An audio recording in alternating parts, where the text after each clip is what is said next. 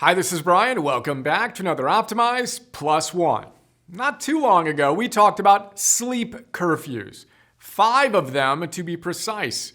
1 for caffeine, another for exercise, plus eating, plus screens, plus work. As you may recall, caffeine has a half-life of 5 to 6 hours. So try to cut back on that by around noon or 2 or whatever you find works best for you. Exercise late in the day gets your core temperature all jacked up when it should be mellowing out. So aim for at least 3 hours before bedtime, and remember that exercise also gives you a 12-hour mood boost. So you might as well pop a happy pill early in the day, right? Now, eating was a fun one. The standard advice is to eat at least 2 hours before bedtime. And definitely don't snack right before or in the middle of the night. Want to go gonzo with the glimpse?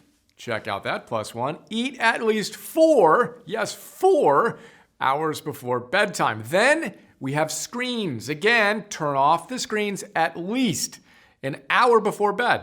More if you're feeling it. And finally, we had a work shutdown complete target. We left that one up to you, and I said mine was no later than 5 o'clock p.m. So, today, I want to add a new curfew. Let's call it the stress curfew.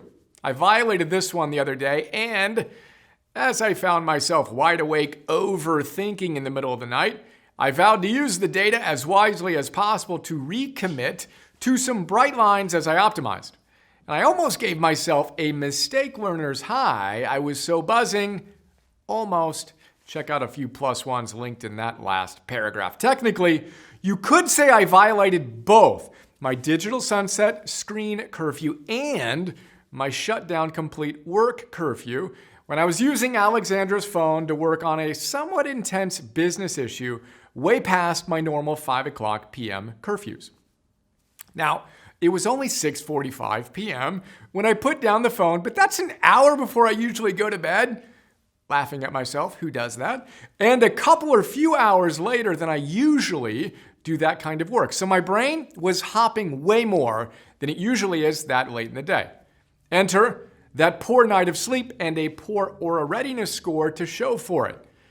Good news, I rebounded from the 83 readiness score to back-to-back 95s with an even deeper appreciation for just how much the seemingly little things matter. One more time, marginal gains for the win. The lesson for me, there are very little things, very few things that are that important that they can't wait until the next day to be addressed.